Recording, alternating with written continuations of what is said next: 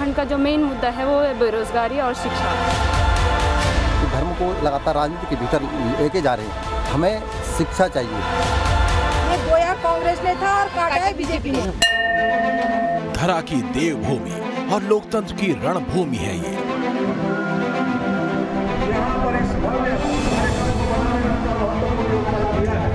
ये उत्तराखंड की श्रीनगर विधानसभा सीट है, जहां इन दिनों चुनावी रण प्रचंड है।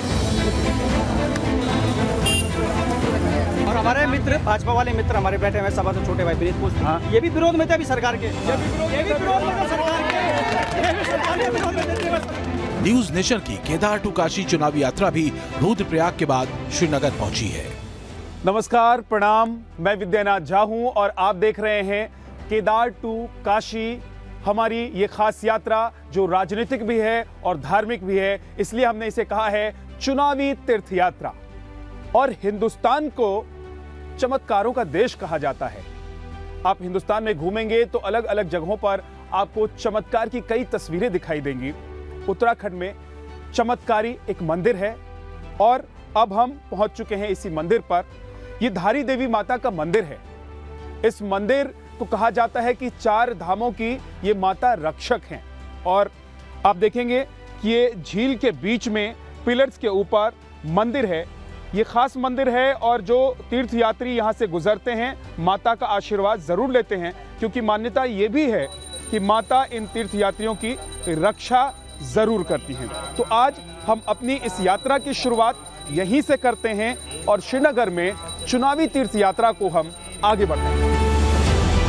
2017 के चुनाव में श्रीनगर विधानसभा सीट बीजेपी के खाते में गई थी। तब बीजेपी के डॉक्टर धन सिंह रावत ने कांग्रेस के गणेश गोदियाल को हराया था। डॉक्टर धन सिंह रावत उत्तराखंड सरकार में मंत्री हैं और 2017 में वो पहली बार श्रीनगर विधानसभा सीट से विधायक बने। सवाल है कि क्या इस बार भी धारी देवी का आशीर्वाद उन्हें मिल पाएगा? श्रीनगर में हल्की बरसात के बीच यहाँ के सियासी तापमान का जायजा लेने न्यूज नेशन की टीम पहुंची शहर के गोला मार्केट में। चुनावी तीर्थ यात्रा में अब हम पहुंच गए हैं श्रीनगर के गोला मार्केट, गोला पार्क के पास। देखिए, और कहते हैं कि यहीं से अपनी जनसभाओं को शुरू करके उत्तराखंड के कई नेता, बड़े नेता बन गए और देहरादून तक चले गए और मंत्री बने। एक मंच पर बीजेपी, कांग्रेस और आम आदमी पार्टी के नेता और समर्थकों का ये जमावड़ा श्रीनगर की सियासी नब्ज पकड़ने का सबसे बेहतर मौका था। जी माता जी, क्या सरकार कैसी चाहिए, जो सिर्फ जनता और जनता के कामों पर ध्यान दे या तीर्थ स्थानों पर भी ध्यान दे? तीर्थ स्थानों पर भी ध्यान दे और ईमानदारी से सरकार चलाए। गरीबों को भी देखिए, सबको साथ में लेके चले। अच्छी सरकार चाहिए। बताइए। बिल्कुल अच्छी सरकार, जय कांग्रेस, विजय कांग्रेस। अब आते हैं इधर। देखिए, कांग्रेस के नेता कार्यकर्ता यहाँ पर हैं। आप लोग अभी 5 साल से सत्ता में नहीं हैं, चुनाव होने जा रहे हैं। बीजेपी ने एक ट्रेंड सेट कर दिया है कि देखिए, हम तो जनता की सेवा कर ही रहे हैं, लेकिन धार्मिक स्थलों पर भी ध्यान दे रहे हैं। मोदी जी आते हैं, केदारनाथ जाते हैं, वहां पर जीर्णोद्धार का जो कार्य होता है उसको लेकर बड़ा प्रोजेक्ट लेकर आते हैं। कैसा लगता है ये सब देखकर, सुनकर? अभी आपने देवस्थानम बोर्ड का जिक्र सुना होगा कुछ दिनों पहले, वो वापस ले लिया। हाँ, मजबूरी में, मतलब वापस लेना पड़ा। और इनकी नज़र, भारतीय जनता पार्टी के सरकार की नज़र, जो वहाँ के तीर्थ पुरोहितों को दान मिलता है उस रुपए पे इनकी नज़र थी। क्या ऐसा, क्योंकि बीजेपी वाले हैं, क्या ऐसा कर रहे थे आप लोग?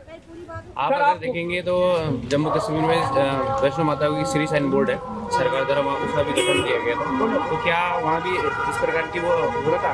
और अगर देवस्थानम बोर्ड बनाया भी गया था तो जनता की सुविधाओं के लिए बनाया गया था, और उसमें अगर पंडा समाज राजी नहीं हुआ है तो फिर उसको उन्हीं के अनुसार वापस लिया, उनकी खुशी के लिए वापस लिया। आप लोग बीच में खड़े हैं और बीच में इस बार हैं भी आप लोग, कांग्रेस और बीजेपी के बीच में आप लोग आ गए हैं। तो ये धर्म और राजनीति का जो संगम है, समागम है, इसके बीच में मैं आऊंगा ना, वापस आपके पास आऊंगा। तो इसमें आप लोग कहाँ हैं?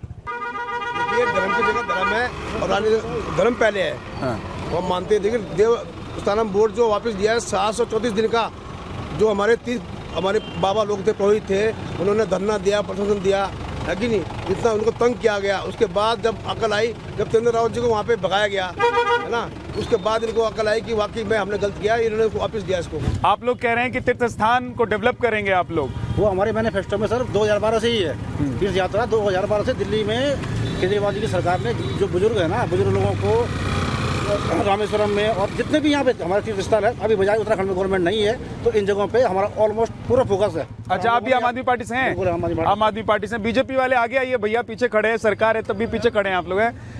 बताइए, कह रहे हैं कि भैया तो तीर्थ यात्रा करा रहे हैं, आप लोग क्या कराएंगे? नहीं देखिए, जिस तरह से अभी यहाँ पे देवस्थानम बोर्ड का मुद्दा उठा, मुझे लगता है कि हम लोगों ने विकास का बिल्कुल विरोध नहीं किया और विकास की जो बयार माननीय प्रधानमंत्री मोदी जी ने, और हम लोग देखेंगे 2013 के बाद एक नया मॉडल, एक नया रूप केदारनाथ धाम को मिला है और उसी तर्ज पे बद्रीनाथ धाम में भी एक विकास की एक नई बात बहने जा रही है। क्या ये जो विकास की बात कर रहे हैं, आप लोगों को लग रहा है कि वो विकास का काम आप लोग नहीं कर पाए इसलिए अब बीजेपी उस रास्ते पर आगे जा रही है? नहीं, कांग्रेस ने तो पहले ही ये सारा कुछ किया था, बीजेपी तो अब आई है। जब गोदियाल जी थे वहाँ पे अध्यक्ष थे, जब कांग्रेस का काटा है बीजेपी ने। ये बोया कांग्रेस ने था और काटा है बीजेपी ने। कैसे? जब गोदियाल जी वहाँ पे थे। 2013 की आपदा में जब धाम केदारनाथ धाम बुरी तरीके से उस आपदा से प्रभावित था, क्षतिग्रस्त था, जब उस समय के तत्कालीन मुख्यमंत्री जो अभी स्कूटर मुख्यमंत्री है भाजपा के पास है, उन्होंने कहा था 15 साल तक यात्रा करना संभव नहीं है। उस समय हरीश रावत जी ने ये दृढ़ निश्चय किया और तो 2-3 महीने के बाद यात्रा प्रारंभ कर दी। तो ये आज जो कांग्रेस ने कार्य किए, जो उन्होंने धरातल को स्टार्ट किया, जो नींव की, आज उसी बोई भी फसल को भाजपा काट रही है। भाजपा ने नया क्या किया? क्या किया भाई बताइए भाजपा ने?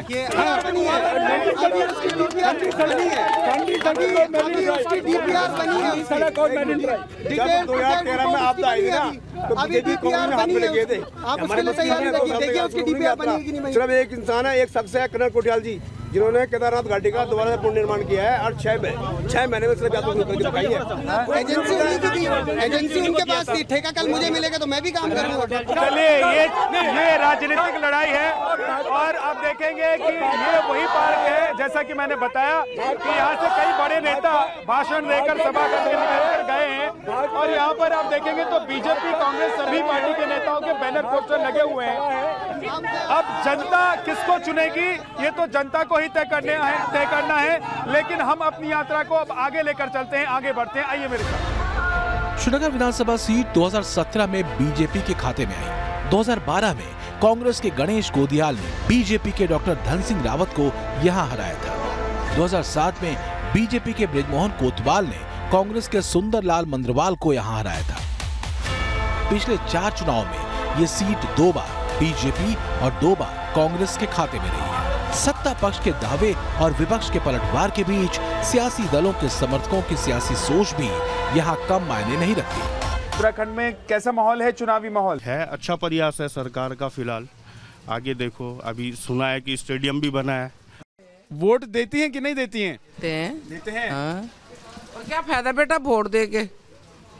कोई फायदा नहीं है, किसी को भी दो चाहे वोट। इस समय सभी आ रहे हैं कि हमें दो और बाद में फिर सबके बच्चों को, जिस घर में 4 बच्चे हैं, 1 बच्चा तो लगाए किसी के नौकरी में, परिवार तो चले उसका कम से कम। ऐसा हम क्या वोट देना किसी को? अपने अपने जेब भर रहे हैं, अपने अपने होश के भर रहे हैं जेब। नेताओं के दावों से इतर श्रीनगर की पहचान माता धारी देवी मंदिर की वजह से भी है। मान्यता कहती है कि माता धारी देवी ही चारों धाम की रक्षक हैं। एक बार यहाँ पर बाढ़ आई थी बहुत जबरदस्त और तब माता धारी देवी की जो मूर्ति थी वो यहाँ पर बहकर आ गई थी और पास में ही धारी गांव है यहाँ पर। तो ऐसा कहा गया कि आकाशवाणी हुई और गांव के लोगों को ये कहा गया कि माता को यहाँ स्थापित कर दिया जाए, तो माता को यहाँ स्थापित कर दिया गया था।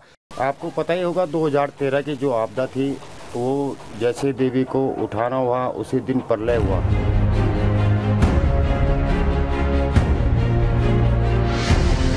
तो सबका मानना ये हुआ कि देवी को हिलाने से ही जो भी विनाशकारी जो प्रलय आई है वो इसी कारण हुई है। जब से प्रलय आई है पूरे हमारे भारतवर्ष, इवन कि इंडिया से बाहर जो कंट्रियां हैं उनको भी पता है कि माँ की मान्यता क्या है। तो हम अपनी इस यात्रा में अब आगे बढ़ेंगे और चलेंगे श्रीनगर, और श्रीनगर में गलियों में सड़कों पर चलकर बात करेंगे चुनाव की तीर्थ यात्रा में धर्म और राजनीति पर लोग क्या सोचते हैं। मंदिर है तो यहाँ छोटा मोटा कारोबार करने वाले लोगों का घर चलता है। पर्यटक आते हैं तो इनके चेहरे पर खुशियां झलकती हैं। लोग भी मौजूदा सरकार के कामकाज को लेकर भरोसा जताते हैं। ये बताइए कि अभी आपके प्रदेश में चुनाव भी होने जा रहा है, तो आप क्या कहेंगे अभी वर्तमान जो सरकार है उसके लिए, या फिर आपको लगता है कि ऐसे जो धर्म स्थान हैं इन स्थानों के लिए कोई और नेता, कोई और सरकार भी सूटेबल हो सकता है? नहीं, ठीक है, ये सरकार ठीक है। काम हुआ है?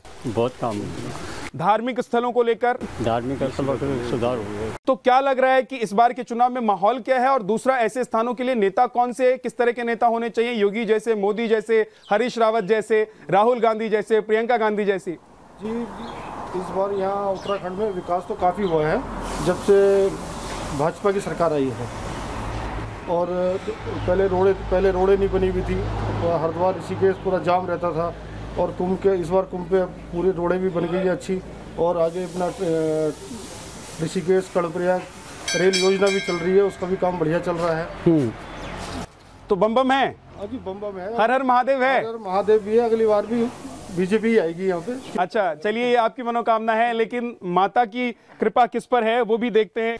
बस यही दिख रहा है कि लोगों की ज़्यादातर यहाँ पर विचारधाराएं यही हैं कि भाई मोदी जी से सब जुड़े हुए हैं। हाँ। लेकिन अगर धरातल की बात करी जाए तो जो यहाँ के नेता हैं, धरातल वाले जनप्रतिनिधि, क्षेत्र प्रतिनिधि हम जिनको बोलते हैं, उनके काम से ज़्यादा खुश नहीं है। सन्यासी अगर राजनीति में आ जाएं तो राजनीति करने वाले कहाँ जाएंगे? देखो, इस सबसे बड़ी बात लोगों को यही समझनी चाहिए, जो सन्यासी होता है वही सबसे बड़ा शासक हो सकता है, और वही उसी के अंदर सबको साथ देने वाली बात होती है, क्योंकि उसका अपना स्वयं का तो कुछ नहीं होता है, ना उसका पिता है कोई, ना उसके बेटा है कोई, ना पत्नी है, उसके लिए पूरा समाज ही अपना होता है। वो पूरी समाज का सोच के चलता है, और इसलिए वो पूरे विश्व पटल पर अपने क्षेत्र को, अपने देश को, अपने प्रदेश को आगे लाने की कोशिश जरूर करता है। आम लोगों की सियासी नब्ज की पड़ताल करने के बाद हमारा अगला पड़ाव था उत्तराखंड का एकमात्र केंद्रीय विश्वविद्यालय, जहां हमें ये पड़ताल करनी थी कि आखिर उत्तराखंड के छात्रों के लिए धर्म का सियासी डोज कितनी अहमियत रखता है। मन में यही सवाल लिए हम अपनी यात्रा पर निकले ही थे कि हम रास्ते के किनारे इस दुकान पर रुक गए। वजह ही ऐसी थी। हमारी इस यात्रा में हमारी नजर एक दुकान पर पड़ती है, और मुझे पता लगता है कि हरक सिंह रावत जो कि प्रदेश में मंत्री हैं, उनके पिताजी की ये दुकान है। हमने अपनी गाड़ी रोक दी है और बाबूजी से हम बात करेंगे। इतना सिंपल तरीके से आप रहते हैं। एक मोदी जी की माता जी हैं, वो आज भी बेटा प्रधानमंत्री है, लेकिन अभी भी उसी सादगी में वो रहती हैं, नजर आती हैं। और आप छोटी सी दुकान पर सुबह से लेकर शाम तक बैठते हैं? बैठता रहूँ, सबको लोगों को दर्शन करता रहता हूँ, और सबको लोग आशीर्वाद लेके हाथ जोड़ता रहता हूँ। बस यही हमारा उद्देश्य है, शांति रहे, पूरे हिंदुस्तान में शांति रहे, बस यही विचार है। बेटे आते हैं मिलने के लिए, बात होती है? बेटा का तो बहुत सपोर्ट होता है। बेटा तो हमारा जो बेटा है बहुत मेहनती है, और वो अपने काम पर निर्भर रहता है, दूसरे सारा भी नहीं रहता है, और उसी के सारे से जो है पूरा मतलब काफी चलता है। बेटे को बताते हैं कि भाई मंत्री हो तुमको ये काम करना चाहिए, प्रदेश के लिए, जनता के लिए मार्गदर्शन होता है आपका उनको? बिल्कुल बिल्कुल बिल्कुल, सब बात बताता हूँ मैं, और सब मैं यही कहता हूँ कि कर्म करते रहो और आगे बढ़ते रहो, और सबका भलाई करते रहो, और विकास में सबका हाथ बटोरते रहो, सबको आशीर्वाद से उसको रास्ता दिखाते रहो।